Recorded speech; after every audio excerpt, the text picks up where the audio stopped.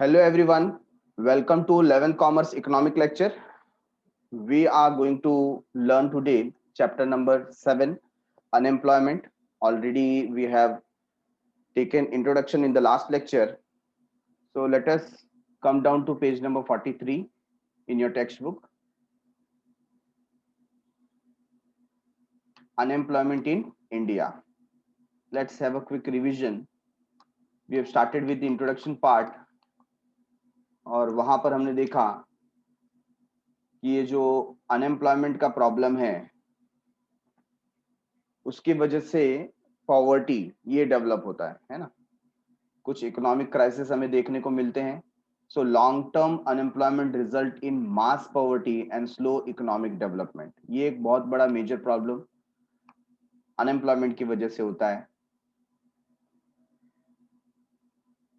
India में जहां पर पॉपुलेशन काफी ज्यादा है तो ये एक चैलेंज हो जाता है हमारे सामने इन दी 21st सेंचुरी कि हर एक पर्सन को जॉब प्रोवाइड कर पाना।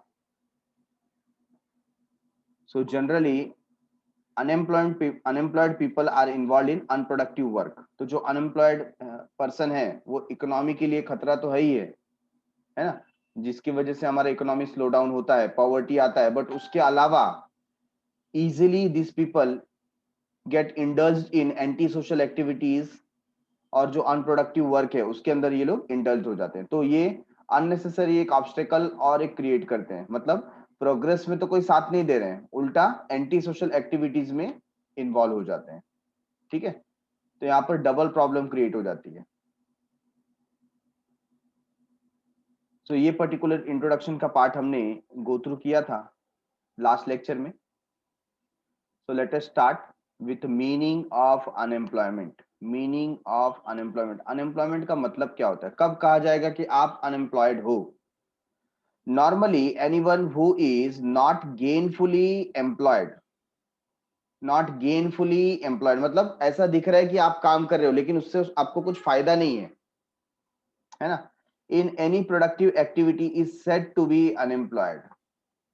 मतलब एक तो पहली बात, आप काम कर ही नहीं रहे हो तो आप अनएम्प्लॉयड हो, बेरोजगार।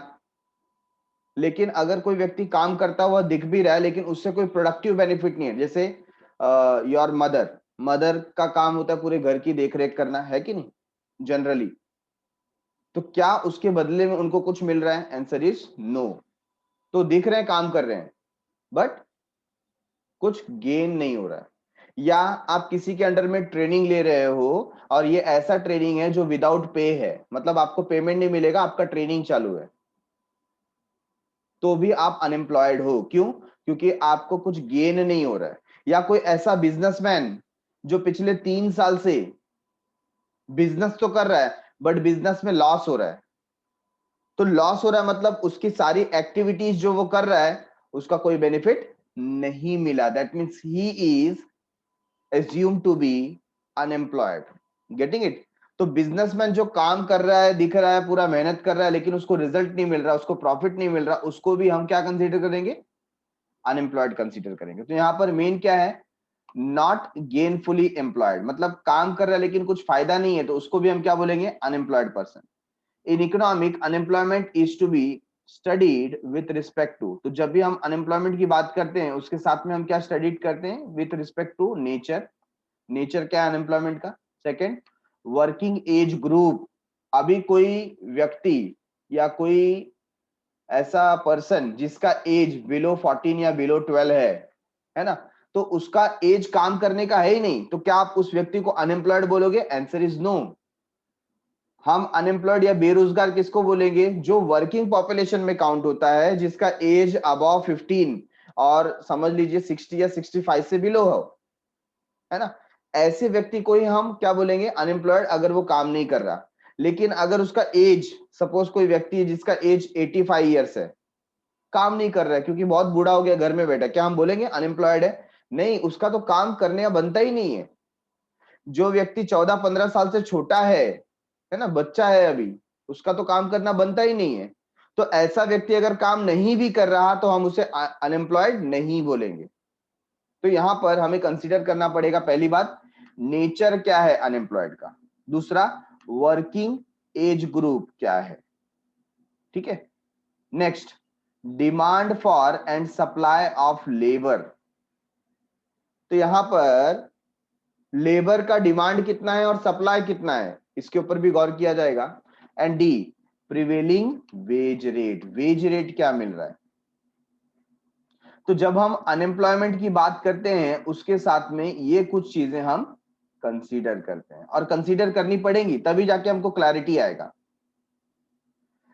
The rate of economic growth is not fast enough to generate adequate jobs to absorb the expanding labor force. अभी अभी हमने पॉपुलेशन चैप्टर जो कवर किया, चैप्टर नंबर 6, हमने उसमें देखा कि पॉपुलेशन एक्सप्लोजन के बाद हमारा इकोनॉमिक ग्रोथ इतना तेजी से नहीं हो रहा है कि हम हर एक व्यक्ति को जिसने जन्म लिया है, जिसने लेबर फोर्स को इंक्रीज कर दिया है, उसके लिए हम जॉब जनरेट कर पाए। ये तो नेक्स्ट टू इम्पॉसिबल जैसी चीज हो गई हमारे लिए। कुछ भी करके पॉपुलेशन के ऊपर कंट्रोल लाना पड़ेगा, बट फिर भी हमारे पास ऐसा जनरेशन तो आ गया है जो अनएम्प्लॉयड है।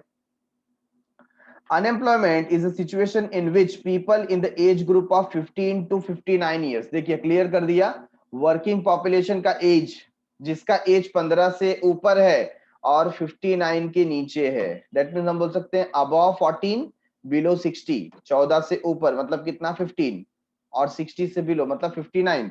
अगर वो इस एज ग्रुप में है between 15 to 59, are able and willing to work, काम करना चाहते हैं, कर भी सकते हैं, मतलब इसमें कोई एकदम फिजिकली हैंडीकैप है, काम करने की तो इच्छा है लेकिन कर नहीं पा रहा, तो क्या उसको हम अनएम्प्लॉयड बोलेंगे? Answer is no. क्यों नहीं बोलेंगे? इच्छा तो है बट कर नहीं सकता ना, ही इज नॉट एबल, तो उसको भी हमको इग्नोर करना पड़ेगा कैलकुलेशन में। Getting it? तो जब हम किसी को अनएम्प्लॉयड बोलते हैं तो सबसे पहला एज बैरियर आता है कि ऐसे व्यक्ति को अनएम्प्लॉयड बोला जा सकता है जिसका एज 15 से 59 के बीच में हो, 15 to 59 के बीच में हो। दूसरा, he is able and willing to work, है ना, कोई आलसी है, उसको काम ही नहीं करना, 10 जगह इंटरव्यू देकर के आया, सिलेक्ट भी हो गया है, फिर भी उसका मन नहीं करता, जॉब पे जाता ही नहीं, क्या ऐसे व्यक्ति को हम अनएम्प्लॉयड बोलेंगे? Answer is no. क्यों? He is not willing to do job, काम करना ही नहीं चाहता, तो उसकी काउंटिंग उसमें करो मत। At the prevailing wage but unable to get a job, तो जो वेज रेट मिल रहा है मार्केट में वो उस पे काम करने को रेडी है लेकिन उसको जॉब नहीं मिल रहा है, ऐसे व्यक्ति को हम क्या बोलेंगे? अनएम्प्लॉयड। क्या बोलेंगे? अनएम्प्लॉयड। सो मोस्ट इंपॉर्टेंट, इसको आप भी बाय हार्ट कर ले। अनएम्प्लॉयमेंट का मतलब क्या है?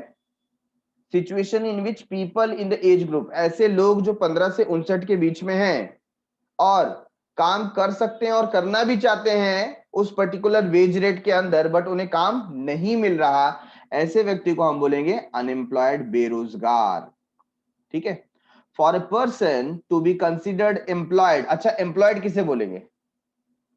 किसको ऐसा बोलेंगे कि ठीक है वो एम्प्लॉयड है, उसके पास रोजगार है? It is essential that the person should be engaged in work for a minimum number of hours per week. तो जो कम से कम एक वीक में मिनिमम नंबर ऑफ आवर्स है उसको उतना जॉब मिल रहा है तो जाकर के हम उसको एम्प्लॉयड बोलेंगे। फॉर एग्जांपल एक पर्सन है, सपोज एक कारपेंटर है, अब वो कारपेंटर कैसा है, वो एक दिन उसको काम मिलता है, एक दिन नहीं मिलता। अगर मैं कंसीडर करूं 8 आवर्स पर डे का वर्क कोई कर रहा है ना, और वीक में 6 डेज काम कर रहा है, वीक में 6 days. Getting it?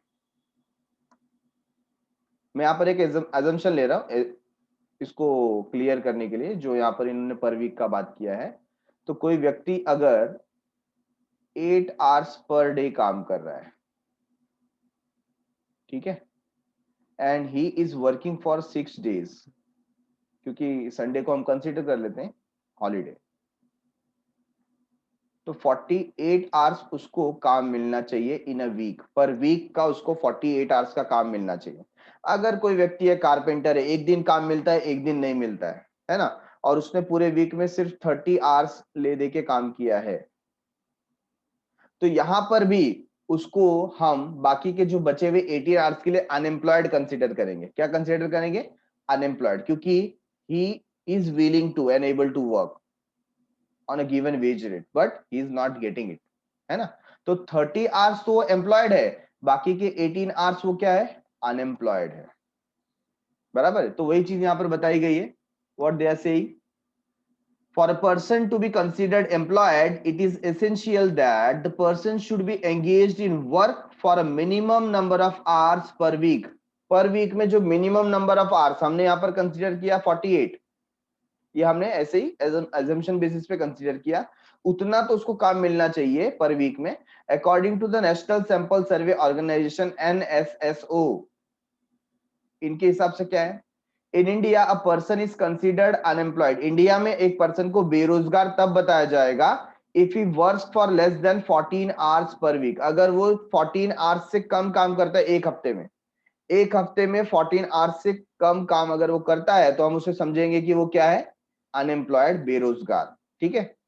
Those who work for 15 to 28 hours a week are considered as under employed. देखो यहां पर नेक्स्ट वर्ड यूज कर दिया गया है, under employed. Now what does it mean, under employed. चलो मान लिया यहां पर बात की गई थी कि इंडिया में a person is considered unemployed, उसको अनएम्प्लॉयड बोला जाएगा if you work for less than 14 hours per week, मतलब 14 दिन से सॉरी 14 घंटों से, है ना, 14 आवर्स से अगर कम किसी को काम मिलता है तो उसको तो डायरेक्टली क्या बोला जाएगा, अनएम्प्लॉयड है, बेरोजगार है। ये फर्स्ट कैटेगरी आ गई, this is the first category. Second category में कौन आता है, उसको 14 आवर्स तो बराबर काम मिल रहा है, बट एक्चुअली जो काम मिल रहा है उसको 15 से 28 आवर्स के बीच में काम मिल रहा है, जबकि उसकी कैपेसिटी ज्यादा है। तो ऐसे पर्सन को हम क्या बोलेंगे, अंडर एम्प्लॉयड, मतलब कैपेसिटी ज्यादा है बट काम कम कर रहा है, तो he will be known as under employed. और third category, person working for 8 hours per day, 8 hours per day काम कर रहा है, that is 273 days of the year is considered employed on a standard basis। 273 days को हम consider करते हैं अगर वो डेली 8 आवर्स का काम कर रहा है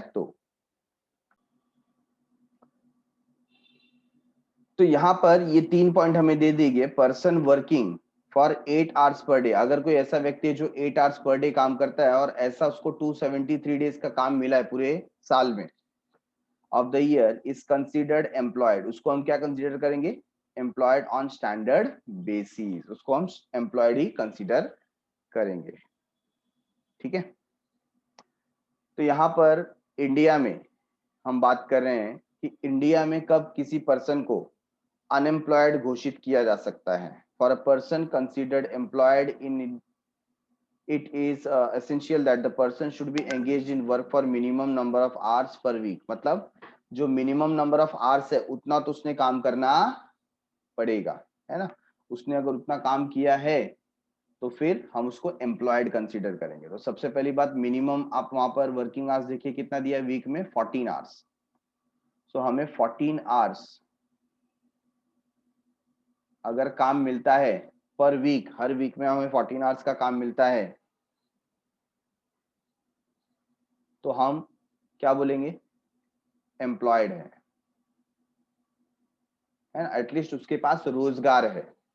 नंबर 2, अगर आपका एज ग्रुप 15 से 28 के, सॉरी अगर आपका काम पर वीक, वीक की बात कर रहे हैं, ठीक है, 15 से 28 आवर्स के बीच में काम हो रहा है, तो भी आपको क्या समझा जाएगा, अंडर एम्प्लॉयड, मतलब आपके पास काम तो है बट जितना आपकी क्षमता है उससे कम आप काम कर रहे हो, है ना। आपकी क्षमता है कि आप 48 आवर्स पर वीक काम कर सकते हो, लेकिन आप काम कितना कर रहे हो, सपोज 28 आवर्स का ही काम मिल रहा है, तो बाकी का जो 20 आवर्स है वो आप अनएम्प्लॉयड हो, तो उसको एक टर्म दे दिया गया अंडर एम्प्लॉयमेंट, दोनों को मिक्स कर दिया गया और बना दिया गया, ठीक है, आप काम तो कर रहे हो but you are under employed, मतलब जितना आपकी कैपेसिटी है उतना आप काम नहीं कर रहे हो।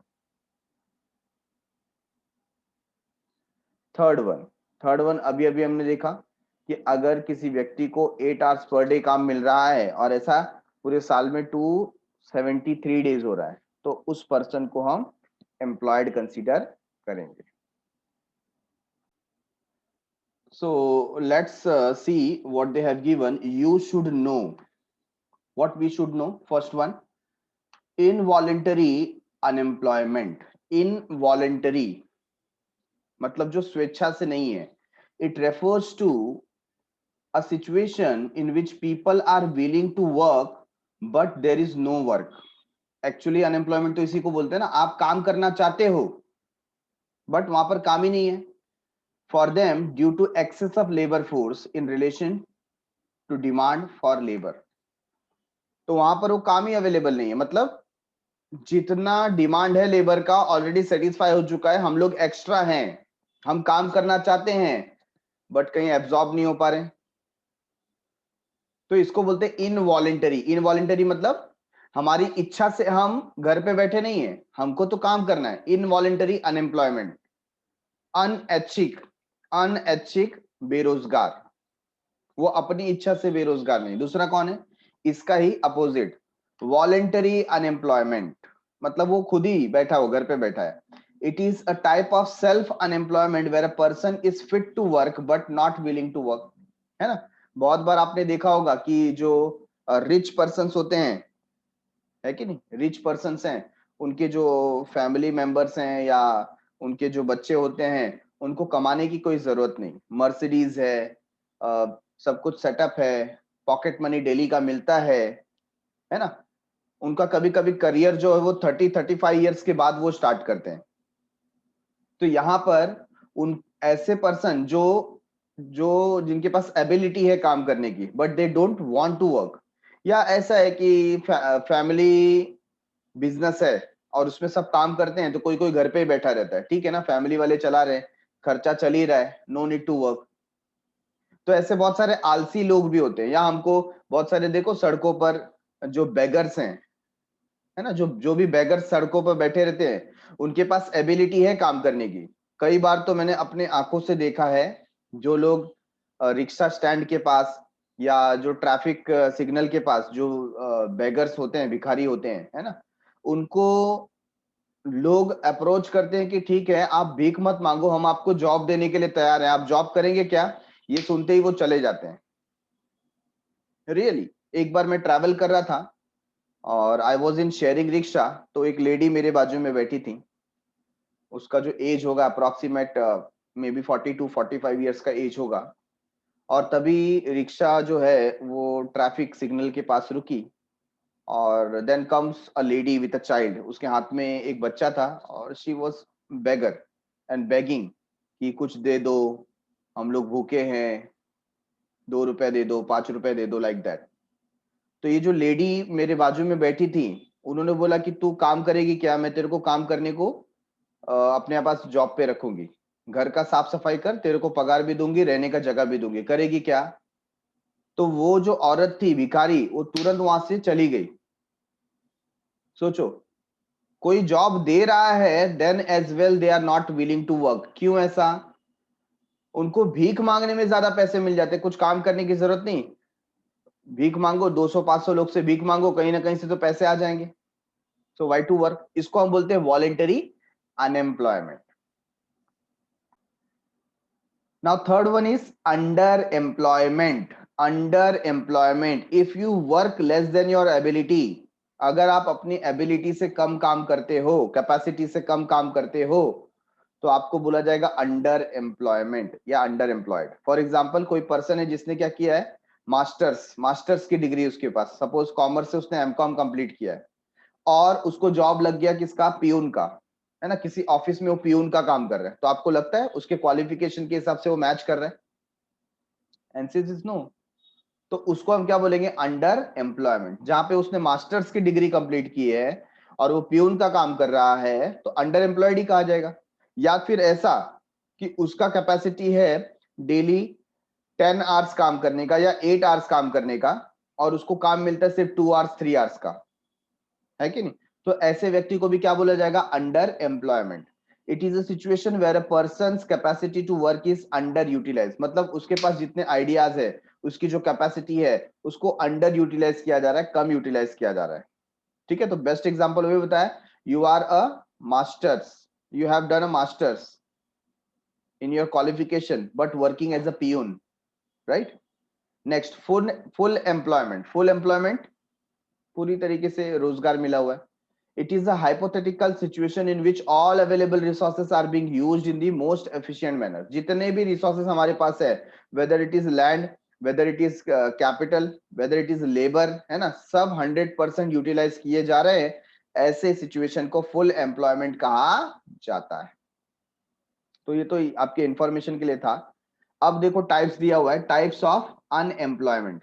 अनएम्प्लॉयमेंट, बेरोजगारी के भी अलग अलग टाइप है। क्या टाइप है?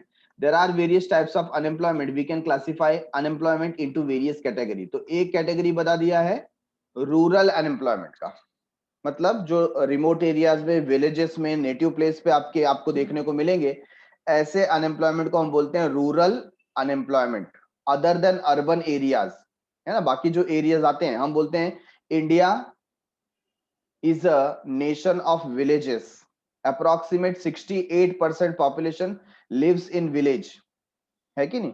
तो रूरल एरिया के अंदर जो अनएम्प्लॉयमेंट है उसको हम बोलते हैं रूरल अनएम्प्लॉयमेंट, और दूसरा जो सिटी एरिया में, अर्बन एरिया में, टाउन एरिया में आपको अनएम्प्लॉयमेंट देखने को मिलता है, उसे हम बोलते हैं अर्बन अनएम्प्लॉयमेंट। ठीक है, तो इसको एक एक करके कैटेगराइज किया गया है। फॉर एग्जांपल सीजनल, डिसगाइज्ड, ये दो टाइप हमको बताया गया है रूरल अनएम्प्लॉयमेंट के, और दूसरा अर्बन के अंदर educated unemployment, industrial unemployment, technological, cyclical, frictional, structural. तो बहुत ही अच्छे अच्छे कंसेप्ट हैं, एक एक करके हम गो थ्रू करते हैं। सबसे पहले आ जाते हैं रूरल अनएम्प्लॉयमेंट। कौन से ऐसे अनएम्प्लॉयमेंट है जो हमको रिमोट एरियाज में, रूरल एरियाज में देखने को मिलते हैं? इसमें सबसे पहला है सीजनल अनएम्प्लॉयमेंट। सीजनल अनएम्प्लॉयमेंट आपने देखा होगा कई बार कि ये जो हमारा फार्मिंग का एक्टिविटी होता है, कौन सा एक्टिविटी? फार्मिंग का, है ना, वो through out the year 12 month नहीं चलता, it will go around 4 to 6 month या 8 मंथ्स मैक्स टू मैक्स, है ना। किसी ने बहुत अच्छी क्रॉपिंग की है या डिफरेंट डिफरेंट क्रॉपिंग को यूटिलाइज करता है, तो वो ज्यादा से ज्यादा उसको 8 मंथ का एम्प्लॉयमेंट मिलता है। बाकी के तो 4 महीने वो साल भर में क्या रहता है? खाली रहता है, तो उसको दूसरा कुछ सर्च करना पड़ता है। इट कैन बी वेजिटेबल और फ्रूट सेलिंग और एनिमल हस्बेंडरी, या दूसरा कुछ activity which is related with the agriculture. But जो फार्मिंग की एक्टिविटी है वो through out the year 12 month की होती नहीं है, तो इसको हम क्या बोलेंगे यहाँ पर? सीजनल अनएम्प्लॉयमेंट, या ऐसा एक्टिविटी जो सीजन के हिसाब से स्टार्ट होता है। A large number of people remain unemployed during the slack season or in the off season. Off season होगा तो लोग unemployed हो जाते हैं। Agricultural being a seasonal occupation, farmers have to depend upon monsoon. Farmer को किस पे depend होना पड़ता है? मॉनसून को। किसके लिए? कल्टीवेशन के लिए, है कि नहीं। इरिगेशन के लिए, कल्टीवेशन के लिए फार्मर को मॉनसून पे डिपेंड होना पड़ता है। Majority of the labour force in the agriculture sector remain unemployed for nearly 5 to 7 month in a year. तो यहाँ पर 5 से 7 महीने का एवरेज लिया गया है कि ये पीरियड जहां पर मॉनसून नहीं होता है, वहां पर ये क्या हो जाते हैं? अनएम्प्लॉयड हो जाते हैं। Seasonal unemployment is also found in tourism, marriage bonds, sugar factories, ice factories, fisheries. सही बात है कि नहीं? अभी किसी का जॉब कौन सा है? टूरिज्म का है। अब लोग घूमने फिरने कब जाते हैं? उसका भी एक सीजन होता है। फॉर एग्जांपल दिवाली वेकेशन या समर वेकेशन में ज्यादा लोग घूमने फिरने जाते हैं, या एक ऐसा एनवायरनमेंट होता है वहां वो लोग ज्यादा जाते हैं, है ना। तो जनरली जो मॉनसून का सीजन होता है वो ऑफ सीजन होता है ये टूरिज्म वालों के लिए। Number 2, marriage bond. मैरिज का भी क्या होता है? उसका भी डेट होता है ना। Through out the year marriage के डेट्स होते नहीं है, गेटिंग इट। तो यहाँ पर भी ऐसे लोग जो मैरिज ब्यूरो चलाते हैं, मैरिज बॉन्ड्स चलाते हैं, है ना, उनका भी यहाँ पर क्या होता है? स्लैक सीजन आता है, सीजनल नेचर होता है। Then sugar factory. अभी शुगर फैक्ट्री कब चलेगी? जब शुगर केन आएगा। शुगर केन कब आएगा? जब उसका फार्मिंग होगा। उसका फार्मिंग कब होगा? जब उसके लिए एनवायरमेंट प्रॉपर होगा। तो throughout the year sugar cane तो आता नहीं है ना। तो फार्मिंग उसका कुछ पीरियड के लिए होता है, बाकी टाइम तो शुगर फैक्ट्रीज 4 to 5 मंथ्स क्या होती है? बंद होती है। आइस फैक्ट्री, आइस फैक्ट्री भी सिमिलर नेचर का है। जब मॉनसून या जो एनवायरमेंट है उसके अनुकूल होगा तभी जाकर के आइस फैक्ट्री आप वर्कआउट कर सकते हो। एंड फिशरीज, फिशरीज भी इसी तरीके से काम करती है, सीजनल नेचर की होती है। ठीक है। Next, disguised unemployment. ये देखो बहुत ही मैं बोल सकता हूं अजीब चीज है, अतरंगी चीज है। मतलब लोग आपको दिख रहे हैं, काम कर रहे हैं, बट उनका कुछ फायदा नहीं है। ऐसे लोगों को हम बोलते हैं डिसगाइज्ड अनएम्प्लॉयमेंट, है ना। फॉर एग्जाम्पल, एक फार्म लैंड है, फार्मर की बात करते हैं हम लोग यहां पर, ठीक है।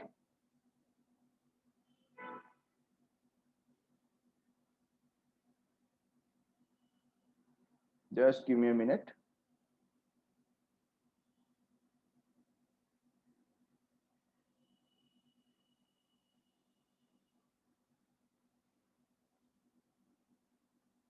Now for example, we have a farmland over here, this is our farmland, ठीक है। और जो एक हाउस होल्ड है जिसका ये पूरा फार्म एरिया है, ये हाउस होल्ड जिसका ये फार्म एरिया है पूरा,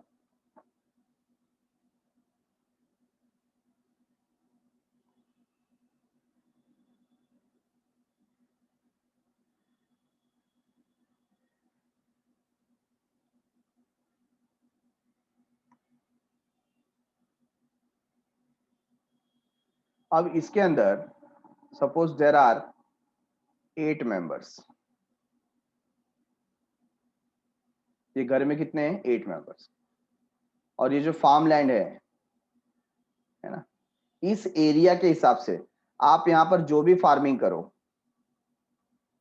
इसकी क्या होती है? एक मैक्सिमम कैपेसिटी होती है, हाँ या ना। जो भी आप यहाँ पर फार्मिंग करेंगे तो लैंड के हिसाब से, फर्टिलाइजर के हिसाब से, इरिगेशन के हिसाब से, प्लाविंग के हिसाब से, चलो बहुत मेहनत किया तो मैं इसकी मैक्सिमम कैपेसिटी बोलता हूं कि ये 1000 किलोग्राम, है ना। दैट मीन्स 1 क्विंटल क्या कर सकता है? प्रोड्यूस कर सकता है।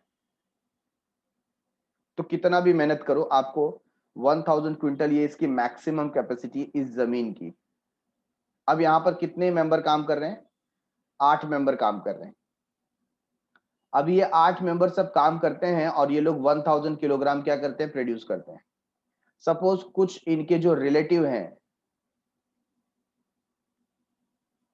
4 रिलेटिव, इनका जो टाउन है, सिटी है, वहां उनका जॉब चला गया, ये लॉकडाउन में जॉब चला गया, और ये लोग, ये 4 लोग कहां पर आ गए?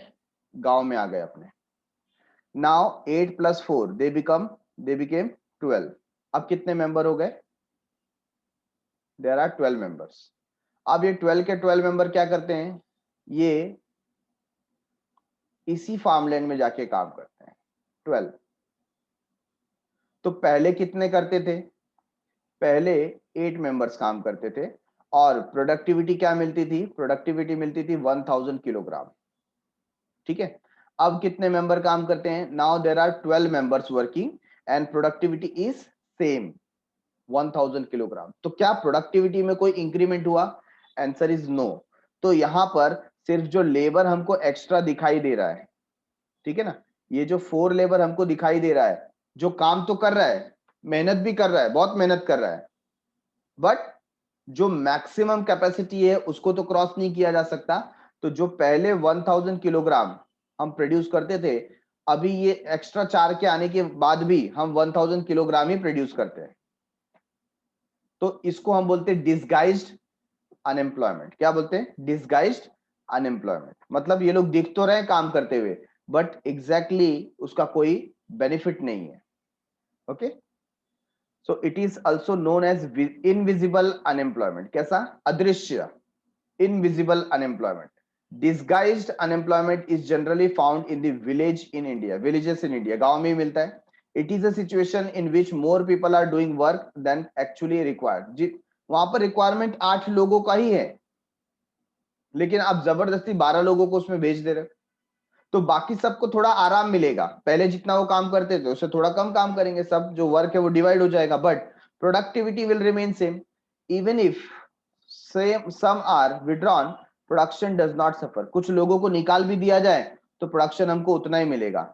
इन other words, it refers to a situation of employment with surplus manpower in which some workers have zero marginal productivity. ये तो उस तरीके का एम्प्लॉयमेंट है जहां पर मैन पावर सप्लाई में ज्यादा है ना। वहां पे रिक्वायरमेंट था 8 मेंबर का and you are providing 12 members. तो भले जो एक्स्ट्रा आए हैं वो काम करते हुए दिखाई दे रहे हैं, बट उनका कोई मार्जिनल प्रोडक्टिविटी नहीं है, उनके आने से हमको कोई एक्स्ट्रा बेनिफिट नहीं हुआ। नीचे देखो आपको प्रॉपरली दिखाया गया है ना, कि यहाँ पर जो रिक्वायरमेंट था 1 2 3 4 5, ये 5 लोग जो काम कर रहे हैं, इनके काम करने से वही प्रोडक्टिविटी मिलेगी जहां पर इतने सारे लोग हमको दिखाई दे रहे हैं काम करते हुए। इसमें से हम कुछ लोगों को निकाल भी दें तो भी हमारी प्रोडक्टिविटी क्या होगी, सेम होगी, उसके ऊपर कोई फर्क पड़ेगा नहीं। ठीक है ना, तो जितने भी एक्स्ट्रा लोग काम कर रहे हैं जिनका मार्जिनल प्रोडक्टिविटी कुछ है नहीं, हम ऐसे लोगों को बोलेंगे disguised unemployed. Okay. The excessive pressure on the land leads to disguised unemployment in rural areas. तो लैंड के ऊपर excessive pressure है ना, ज्यादा लोग काम कर रहे हैं। It is estimated that nearly 20% of the labor force is disguisedly unemployed in the rural area. तो यहाँ पर देखो एक इसका एस्टिमेट भी निकाला गया है कि लगभग 20% जो लेबर फोर्स है वो डिस्गाइज्डली अनएम्प्लॉयड है, मतलब दिख रहे हैं काम कर रहे हैं, एक्चुअली उनका कोई प्रोडक्टिविटी नहीं है। Joint family system, lack of alternative job opportunities result in overcrowding in agricultural. तो कभी कभी जॉइंट फैमिली होता है या दूसरा कोई जॉब मिलता नहीं है, इसके लिए एग्रीकल्चर के ऊपर सब डिपेंड हो जाते हैं। These are the main reason for disguised unemployment. ये डिस्गाइज्ड अनएम्प्लॉयमेंट का मेन रीजन है।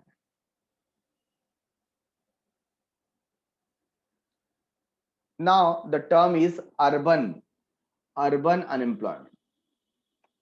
ठीक है ना, रूरल हमने कवर किया, अब हम देख रहे हैं अर्बन अनएम्प्लॉयमेंट। सिटी एरिया में, टाउन में, शहरों में कैसे अनएम्प्लॉयमेंट होता है। तो सबसे पहला हो जाता है एजुकेटेड अनएम्प्लॉयमेंट। देखो नाम ही कैसा रखा है, educated unemployment. When people are educated and willing to work but do not get job, मतलब वो लोग पढ़े लिखे हैं, काम भी करना चाहते हैं, बट उनको जॉब नहीं मिल रहा, तो उनको क्या बोला जाता है, educated unemployment. Got it. This type of unemployment is found among matriculates, undergraduate, मतलब 10th पास हैं या अंडर ग्रेजुएट हैं या ग्रेजुएट हैं एंड पोस्ट ग्रेजुएट, ऐसे लोग इसके अंदर दिखाई देते हैं जो एजुकेटेड है। Casual approach to education, imbalance between job opportunities and number of educated youths, preference for white collar job, lack of employable skill. ये यहाँ पर कुछ रीजन दिए गए हैं ऐसा होने की वजह से। तो पहला क्या है, casual approach to education. Education उन्होंने इतना अच्छे से नहीं लिया, प्रोफाउंड नॉलेज नहीं लिया, स्पेशलाइज नॉलेज नहीं लिया, बस पास हो गए समझ लो, तो उनमें कोई क्वालिटी डेवलप नहीं हुई, स्किल डेवलप नहीं हुआ। Imbalance between job and opportunities, मतलब जो जॉब अपॉर्चुनिटी मिल रहा था और नंबर ऑफ एजुकेटेड यूथ, इन दोनों के बीच में क्या है, इम्बैलेंस है। सरकार जॉब तो देना चाहती है लेकिन है ही नहीं जॉब, जितना जॉब क्रिएट करती है उससे ज्यादा तो लोग आ जाते हैं, तो व्हाइट कॉलर जॉब है वो मिल नहीं पाते हैं। लैक ऑफ एम्प्लॉयबल स्किल, उनके पास जो ग्रेजुएट होकर के निकले हैं, जो पढ़े लिखे लोग हैं, कई बार उनको प्रैक्टिकल एक्सपोजर जरा भी नहीं मिलता, स्किल है ही नहीं, तो कैसे जॉब दें। Lack of awareness about available education opportunities, कुछ एजुकेशन अपॉर्चुनिटीज हैं बट उनको उसके बारे में पता नहीं है, are the main reason for unemployment among educated youth in India. तो इंडिया में एजुकेटेड यूथ जो अनएम्प्लॉयड होता है उसका कुछ मेन रीजन यहाँ पर दिया गया है।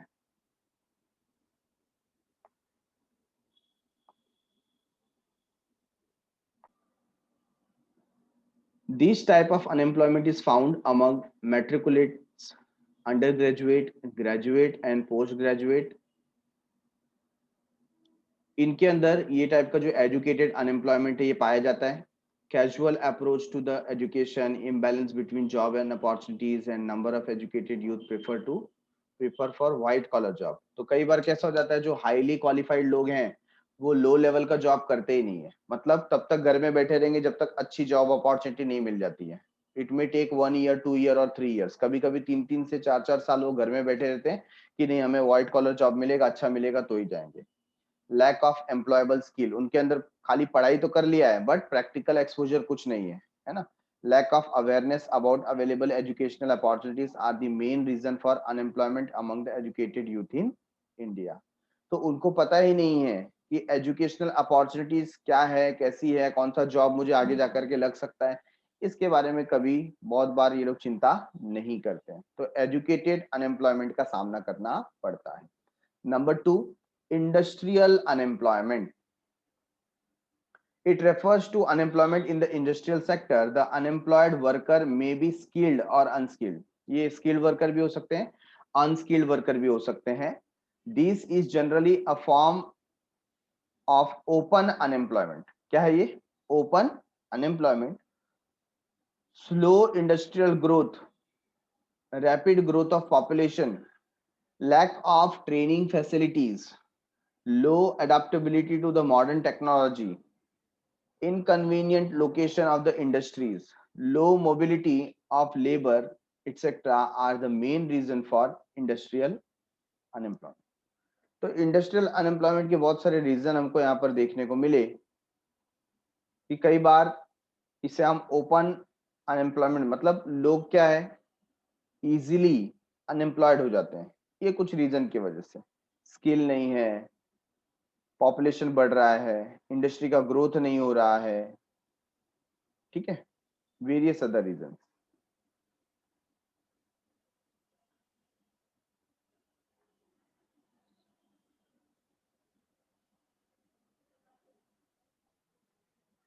Let us check types of industrial unemployment one by one. First one is technological unemployment. नाम से ही समझ में आता है. Technological unemployment. Technological unemployment arises because of change in technology. किसमें चेंज हो गया?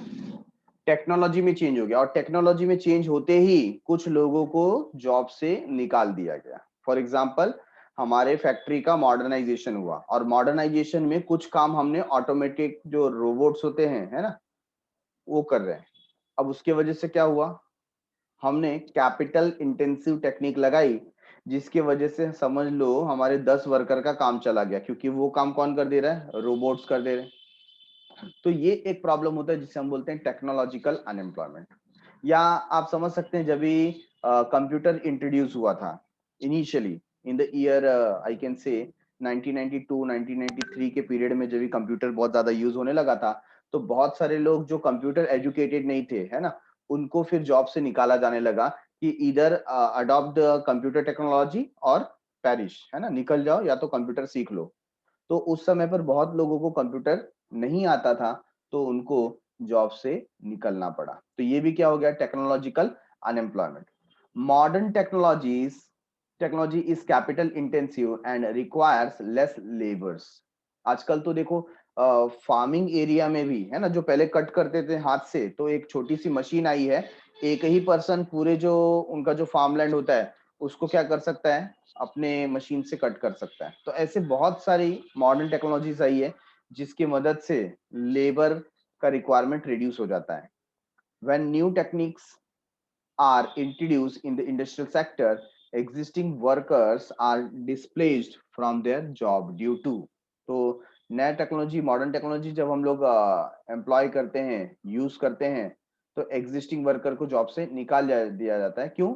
Due to proper lack of proper training. For example, computerization, then we have introduction to the robotic technology etc. तो जो मैंने एग्जांपल दिया वो यहाँ पर फिट बैठ रहा है, और इन कारणों की वजह से उनको जॉब से निकाल दिया जाता है. Number 2, frictional unemployment. What do you mean by this word frictional? Frictional मतलब घर्षण होता है ना, friction.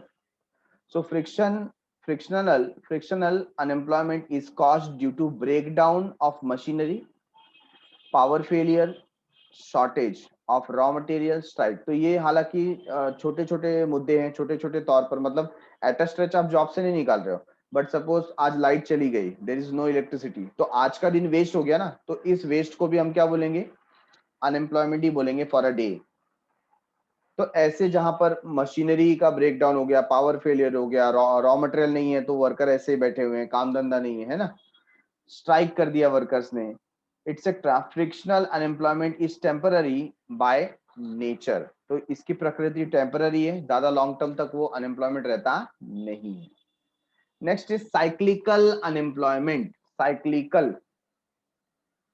Cyclical unemployment is the result of cyclical fluctuation in level of business activity. Business activity में जो साइक्लिकल फ्लक्चुएशन होता है ना, the economic passes through the phases of prosperity and depression. आपने देखा होगा कि जो प्रोडक्ट डेवलपमेंट प्रोसीजर रहता है या आपका जो प्रोसेसिंग है, उसका मैं चार्ट आपको यहाँ पर बता दूं कि कोई भी इंडस्ट्री है,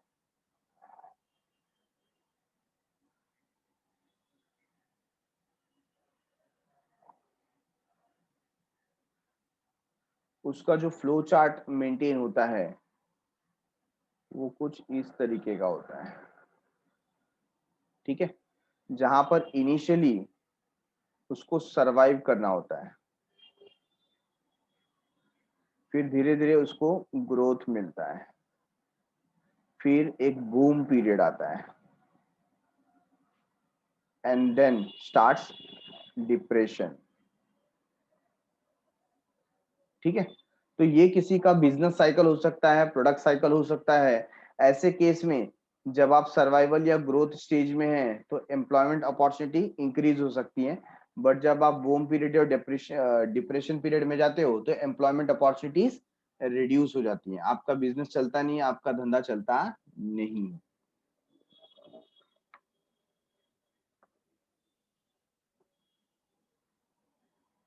So during the period of depression, effective demand falls, which leads to a fall in the price and profits earned by the producer. तो जब डिप्रेशन का पीरियड होता है, इन्फ्लेशन का उल्टा डिप्रेशन, तो ऑब्वियसली क्या होगा, वहां पर डिमांड कम हो जाती है, डिमांड कम हो जाएगा तो फिर वर्कर्स भी कम होंगे, है कि नहीं। इससे अनएम्प्लॉयमेंट क्या होता है, इंक्रीज हो जाता है। As a result there is a corresponding decline in investment and production of commodities. यहाँ पर उसका जो इफेक्ट है, किसका इफेक्ट की बात कर रहे हैं, साइक्लिकल अनएम्प्लॉयमेंट का, है ना। उसकी वजह से क्या होता है, there is a decline in investment, investment भी कम हो जाते हैं और कमोडिटी का प्रोडक्शन भी रिड्यूस हो जाता है। A fall in production leads to a fall in employment. Production कम हुआ तो हमको वर्कर भी ज्यादा नहीं चाहिए, भाई हम क्यों पेमेंट देंगे, उनको भी निकाल देते हैं।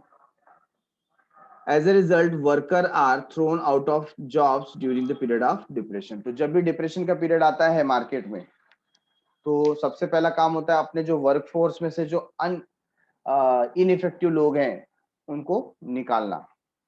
तो ये सबसे पहला रीजन इसमें मिलता है। Next point number 4 is structural unemployment. What does it mean. इसके पहले हमने कौन सा देखा, हमने देखा साइक्लिकल अनएम्प्लॉयमेंट, मतलब ड्यूरिंग द बिजनेस साइकिल हमको कई बार कॉस्ट कटिंग की वजह से लोगों को जॉब से निकालना पड़ता है डिप्रेशन के पीरियड में, उसे हम बोलते हैं साइक्लिकल अनएम्प्लॉयमेंट। नेक्स्ट है फोर्थ वन, स्ट्रक्चरल अनएम्प्लॉयमेंट।